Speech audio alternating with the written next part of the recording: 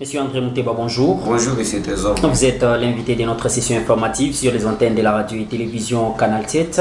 Finalement, le chef de l'État RD congolais Félix-Antoine Tshilombo Tshisekedi a pris la ferme décision de pouvoir lever la mesure portant suspension de l'installation du Sénat au niveau de la République démocratique du Congo.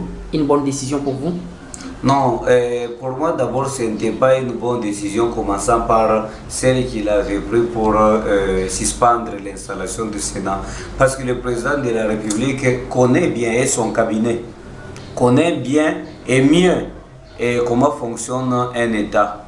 Et quand les élections se sont déjà déroulées, il faut savoir qui sont de la majorité parlementaire.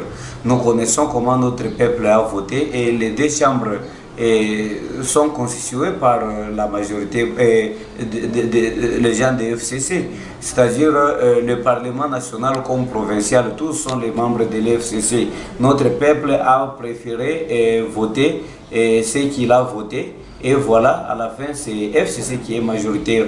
Et comme FCC est majoritaire, voilà, les assemblées provinciales viennent de voter massivement les sénateurs du FCC. Là, on ne pouvait pas parler de la corruption parce que nous connaissons déjà que ce sont eux qui sont majoritaires et ils vont se voter eux-mêmes pour protéger leurs intérêts. C'était une décision impopulaire d'abord de pouvoir suspendre l'installation du Sénat, alors que vous connaissez mieux comment est-ce que les sénateurs ont été élus et envoyé les procureurs général de la République dans l'enquête et de chercher ce qu'il ne trouvera pas. Vraiment, c'est une décision impopulaire, commençant par la prise de cette décision qui annonçait l'arrêt ou bien le refus d'installer le Sénat. Après aujourd'hui, lever la décision d'installer le Sénat. Je crois qu'il s'est contredit lui-même et on dirait que c'est par des mauvais conseillers. Vous dites que la décision est impopulaire, mais le chef de l'État a échangé. Il a reçu le premier rapport préliminaire, bien évidemment, sur les enquêtes menées par les procureurs généraux de la République et les magistrats du parquet de la République démocratique du Congo. Est-ce que vous ne trouvez pas que tout ce qui s'est fait trouve son fondement dans la Constitution?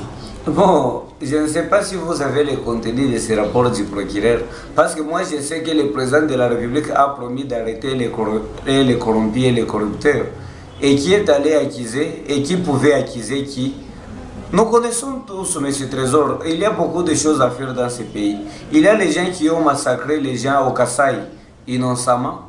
Il y a les gens qui ont tué et les voyageurs simples qui voyageaient à bord d'un avion.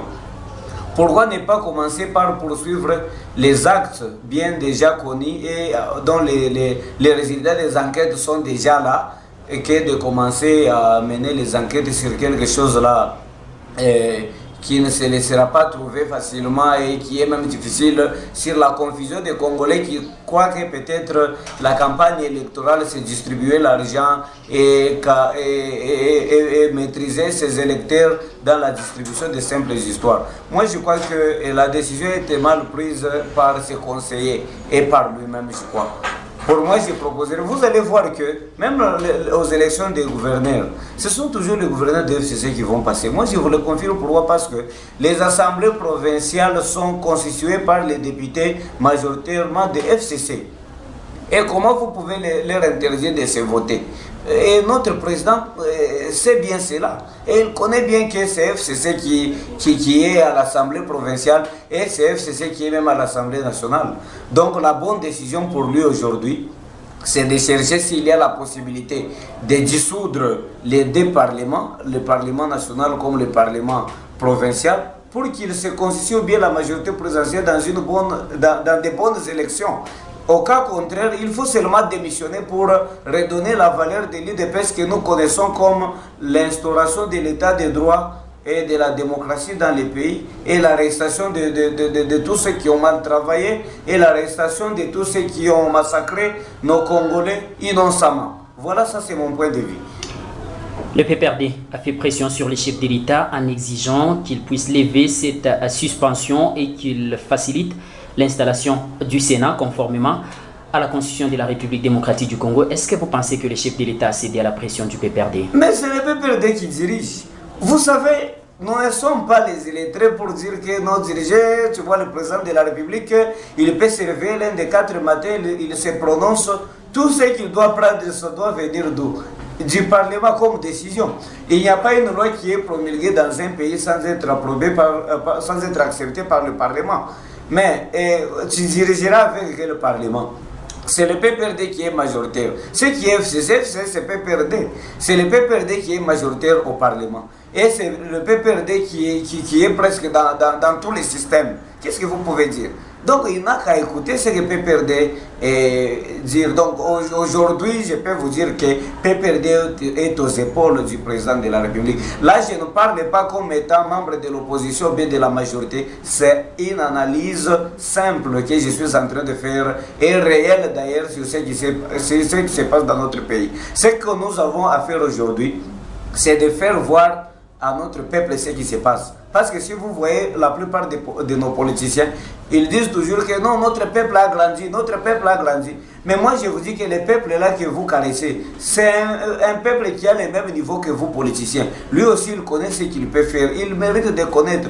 Aujourd'hui nous devons appeler notre population à la conscience dans l'éducation civique et électorale. Vous réunissez les gens pour les informer sur comment voter dans l'éducation civique et électorale, mais ils vous demandent les secrets, ils vous demandent la Simba, ils vous demandent des pagnes et des polos.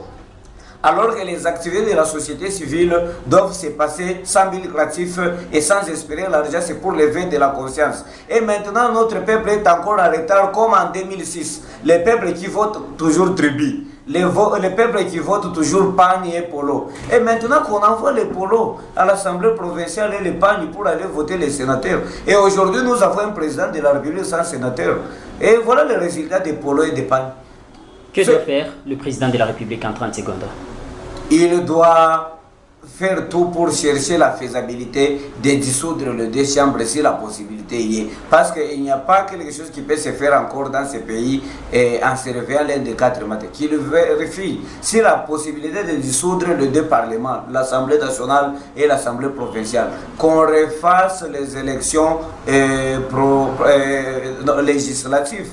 Et si cette possibilité n'y est pas, mieux vaut démissionner seulement pour organiser même les élections présidentielles et législatives et consorts, parce que le système est bloqué. Mais si nous acceptons comme ça, mais nous allons évoluer comme ça et c'est le PPRD qui va continuer à diriger. Là, je vais demander même le matricule aux ministres et aux membres du gouvernement, parce qu'ils resteront les mêmes pendant longtemps. Il faut même qu'ils soient matriculés. Monsieur André Mouteba, merci. Merci beaucoup, monsieur Trésor.